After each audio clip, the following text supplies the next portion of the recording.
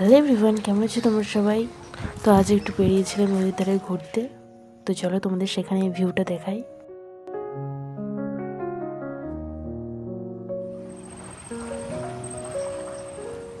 এখানের ভিউটা সত্যি অসাধারণ ছিল, দেখে তো আমার মন একদম ভালো হয়ে গেছে।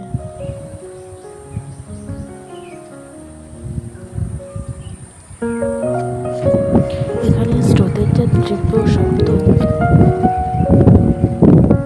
একটু পরেই জ্বর চলে আসবে।